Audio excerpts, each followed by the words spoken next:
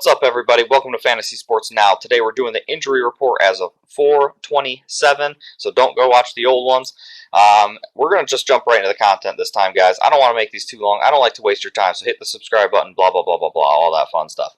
All right, now that that's out of the way, Mike Trout. Let's talk Mike Trout. He got hit in the elbow. We all suspected he'd probably be okay, but you just never know. Like, you want to avoid a break in the elbow, arm, whatever it is, and he avoided all that, so that's great news. Let's just move right on. More great news for the Angels. Rendon is coming back, which is obviously amazing. The groin usually heals pretty well for the most point. I know that sounds great. Oh, your groin. Oh, it's always funny when you watch these things, read these things. Left groin strain. Yeah, okay. Sounds great. All right. Anyway, Rendon is back, so the Angels are going to get a huge boost, a huge shot in the arm. So that is good. Sticking with the Angels, Ohtani last night technically did come out of his start because of his kind of blistered finger. He had the blister a few weeks ago where he did come out and he actually had a genuine blister. This one, they're saying that they kind of noticed it starting, so they took him out. Expect Ohtani to get babied quite a lot on the pitching side, especially if he's hitting this well. Right now this dude's an absolute maniac. He's a stud, so they're going to baby him on the pitching side. Expect it, fully expect it, but it sounds like he's going to be fine. This is going to probably come back this is probably going to hinder him for probably another month, but we'll keep going. Last week, we talked about Marte. He kind of had this discomfort. He broke or fractured a rib, and they're saying, oh, yeah, he'll be out 5 days, sure. Yeah, that's obviously not going to be the case, and which we talked about. It didn't sound right, I've never broken a rib, but it sounds like you'd kind of need that when swinging a bat as hard as you can and diving for balls. Football players, Drew Brees played with it. I mentioned Drew Brees last time. It's a little bit different. I know he's getting hit, but hopefully he doesn't get hit. Whereas, you have to use your body to swing no matter.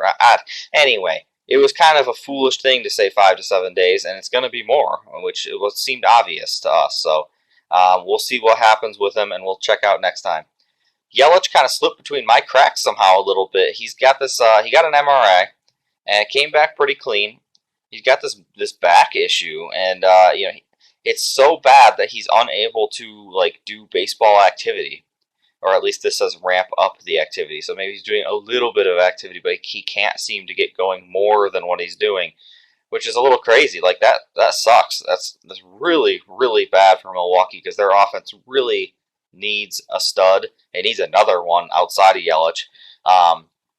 But not great news for Yelich. And this, he's already on the IL, and it might continue to go longer than it was expected. So keep an eye on this one. Moving on, finally some good news. Luke Voight, they're saying he's basically ramped up and ready to go. They're looking at mid-May, so if he was really ramped up, ready to go, he'd be back sooner than that. So again, these sources they basically like to lie to you. We have to kind of go through it and really decipher what they're really trying to say here. Mid-May is kind of their target, which makes more sense. But I guess the point being is that the Yankees really need Voight. And if he's available in leagues, it might be a little early to pick him up. But at some point here soon, it seems like an ad from Voight, if he's on the waivers, is a good call. The Yankees desperately need Voight. We're going to go back-to-back Atlanta starters here. It's going to be a little bad news, good news situation. Soroka basically hasn't thrown. This is what we expected. We talked about this a couple weeks ago. Once you hit that shoulder inflammation, man, you're shut down. You're shut down for a while. You're going to come out, you're going to try it again at some point, and if it hurts at all, you're going to get shut down even longer. If you're fine, then they'll kind of slowly ramp you up, but not looking good for Soroka. I don't expect to see him at this point, honestly, like you're talking about shoulder inflammation. You might be talking months, many months at this point. So it'll be interesting to see, but I would think more All-Star break than I would May, honestly, at this point. But we'll see. We'll see if I'm right or wrong. Max Fried, he's got a little bit of a different situation. Had the hamstring problem. Sometimes those can last many weeks, like Carrasco's.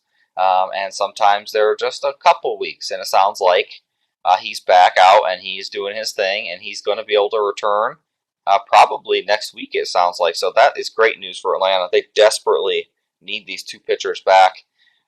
They're not playing that great. I mean, their hitting has been really good, but it really feels like the pitching has not, and this is why their top two guys are out.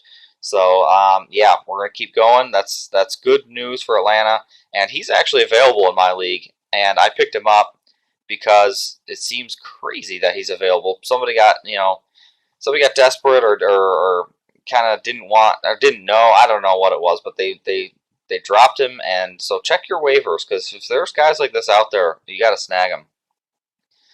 Ryu went down with a right glute strain. I actually don't know. Like when I hear glute, I think of your butt, and so maybe that is what it is. I probably should have looked it up before this video. Your right glute. It sounds like it was very minor. Let's get that straight. It sounds very minor. Whether or not he's going to make his next start is questionable. I'm guessing that if I had to guess, he probably won't make his next start. They kind of rushed him this week. He pitched Tuesday, Sunday, which is normal rest. But Toronto didn't have that many games, so they kind of pitched him like they like moved him up the order. It was kind of weird. So I expect him to maybe skip a start and then be fine. Ryu seems like a tough guy, and I appreciate that about him. So we'll see what happens. He's not like a flamethrower either, where he's going to re-aggravate himself just because he's trying to throw too hard. Moving on. Juan Soto, probably should have had him closer to the top of this list. No update, basically. It still says they think that he's going to be fine, and he's going to miss the 7 games. We'll see. Hard to say. There's no update, so I'll try to keep you updated Friday. Trey Turner got hit in the arm, just like Mookie Betts did and Mike Trout did. Left forearm. The X-ray was negative, so I expect him to be okay. Kind of like Trout and Betts. Eventually, somebody's going to get hit in the arm like this, and they're not going to be okay. They're going to break their arm or something, or the wrist. It happens every year. So far, these big names have gotten lucky. And good, because that's good for baseball. It's good for the game. So I expect him back in the lineup. I don't know. He could be today, maybe tomorrow. Johnny Cueto getting down to the end here. He's throwing live batting practice. That's good sign. He had the lat issue, and he pitched really well. The reason I have him on here is because his last 2 starts he did really pitch well.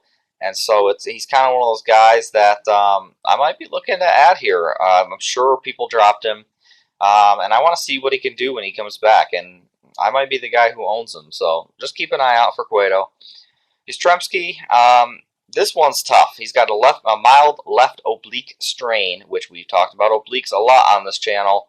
And they're saying, oh, yeah, he'll likely miss 5 to 6 games. Have we seen that happen yet? I don't understand this 5 to 6 games. Like, this hasn't occurred once. Oh, I hurt my oblique 5, 6 games. Every oblique almost this season has required a DL. And every oblique this year has required like an extended stay on the DL, which is expected. Like, why would you rush back an oblique strain? You're just going to hurt it more, and it's going to linger, and it's going to be a problem for you for the rest of the season. So I don't really expect 5 to 6 games, and maybe it really is mild, like super mild. These things lie to you, and I don't know why they lie to you. They want you to think they're coming back sooner than they are. So very strange. We'll have to see next time. Hope you liked the video. We're just going to keep doing these, and we'll see you next time.